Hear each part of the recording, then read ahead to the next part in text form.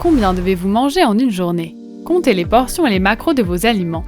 Si vous faites partie d'une salle de sport ou si vous êtes à l'écoute de la communauté santé, il y a de fortes chances que vous ayez entendu le terme « compter les macros ». Populairement utilisé par les personnes qui cherchent à perdre du poids ou à gagner de la masse musculaire, le comptage des macronutriments, macros, peut vous aider à atteindre divers objectifs de santé. Il s'agit de suivre les calories et les types d'aliments que vous consommez afin d'atteindre certains objectifs en termes de macronutriments et de calories. Bien que le comptage des macros soit relativement simple, il peut être déroutant si vous débutez. Ainsi, dans cette vidéo, FitZone vous expliquera les avantages du comptage des macros et fournira un guide étape par étape sur la façon de commencer. Qu'est-ce que les macros? Commençons par comprendre ce que sont exactement les macros. Les macronutriments fournissent de l'énergie sous forme de calories et constituent les trois principaux composants des aliments, les glucides, les protéines et les lipides.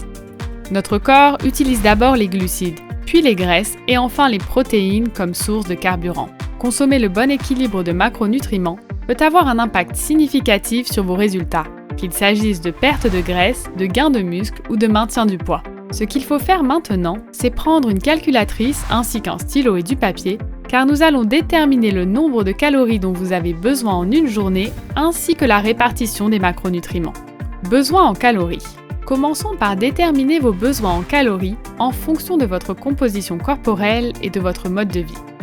Il est important de déterminer deux choses. Votre dépense énergétique au repos, qui est le total des calories qu'une personne brûle au repos, c'est-à-dire en ne faisant absolument rien. La dépense énergétique quotidienne totale, c'est-à-dire le total des calories que vous brûlez en une journée, y compris les activités internes et externes du corps. Voici les formules de la dépense énergétique au repos pour les femmes. Calories par jour, égale à 10 fois le poids en kilos, plus 6,25 fois la taille en centimètres, moins 5 fois l'âge, moins 161. Passons maintenant au calcul de votre dépense énergétique quotidienne totale.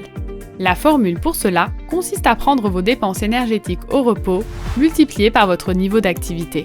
Regardons votre activité physique. Multipliez votre résultat de dépenses énergétiques au repos par un facteur d'activité, moins un nombre qui représente différents niveaux d'activité. Sédentaire multiplié par 1,2 pour un exercice limité. Peu actif multiplié par 1,375. Exercice léger moins de 3 jours par semaine. Modérément actif multiplié par 1,55. Exercice modéré la plupart des jours de la semaine. Très actif fois 1,725. Exercice intense tous les jours. Très actif fois 1,9. Exercice intense 2 fois au plus par jour.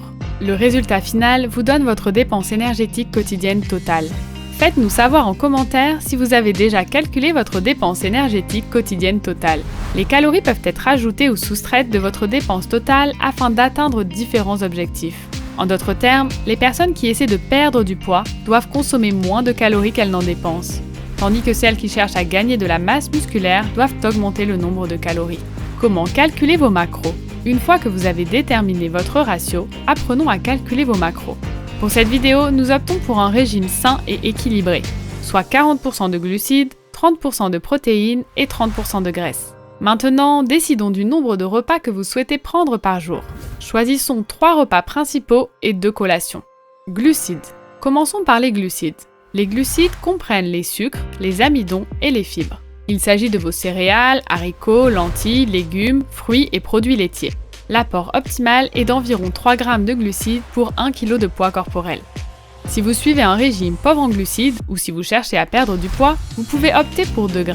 40% de 1800 calories égale 720 calories de glucides par jour. Total des grammes de glucides autorisés égale 720 divisé par 4 égale 180 g. Limitez vos repas principaux à 70% de votre consommation quotidienne totale et consacrez les 30% restants à vos collations.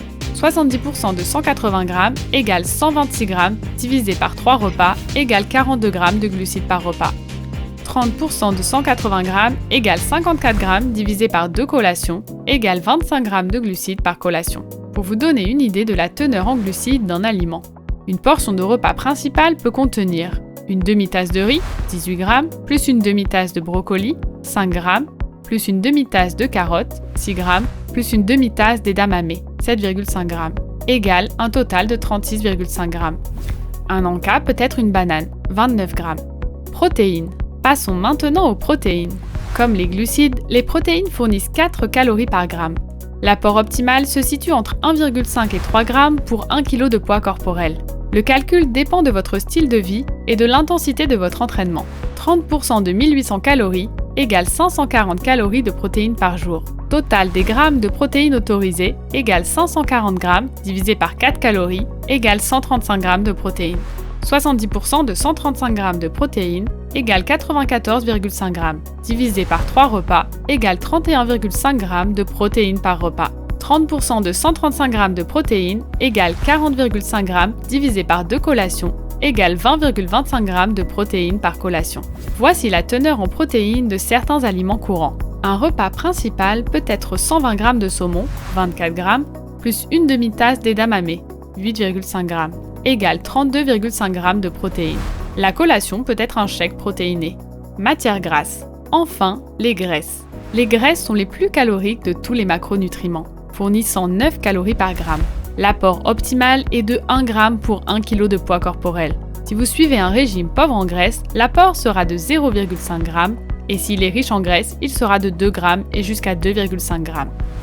30% de 1800 calories égale 540 calories de glucides par jour. Total des grammes de graisse autorisés égale 540 divisé par 9 égale 60 g. Supposons que vous n'incluez pas de graisse dans vos collations.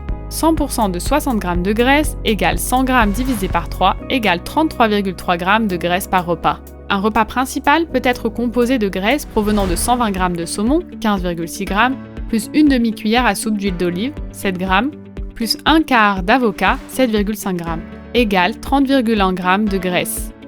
La répartition de vos macros sur une journée sera donc de 180 g de glucides, 135 g de protéines et 60 g de graisse, ce qui donne en total de 1800 calories. Il n'est pas nécessaire d'être extrêmement précis dans le décompte des macros pour chaque repas, car certains repas peuvent être plus importants que d'autres. Mais essayez de respecter le nombre total de macros et de calories pour tous vos repas de la journée. N'oubliez pas que toutes les calories ne sont pas égales. Si vous consommez plus de bonnes calories, vous serez en bonne santé, vous aurez plus d'énergie et vous atteindrez plus rapidement votre objectif de remise en forme. Si votre alimentation est remplie de mauvaises calories, cela entravera votre perte de poids et vous vous sentirez léthargique. Devons-nous être obsédés par les calories ou les macros? Non, cela ne doit pas vous stresser. Apprenez à compter vos macros afin de prendre conscience de la qualité et de la quantité de nourriture que nous consommons. Cela vous incitera à choisir des aliments plus sains et denses en nutriments pour atteindre vos objectifs personnels de remise en forme. Alors, vous y voyez plus clair? Avez-vous d'autres questions? Faites-le nous savoir dans les commentaires. Vous avez apprécié cette vidéo? N'hésitez pas à liker, partager et surtout à vous abonner. Sans oublier la cloche de notification pour être informé dès qu'une nouvelle vidéo sortira. À bientôt!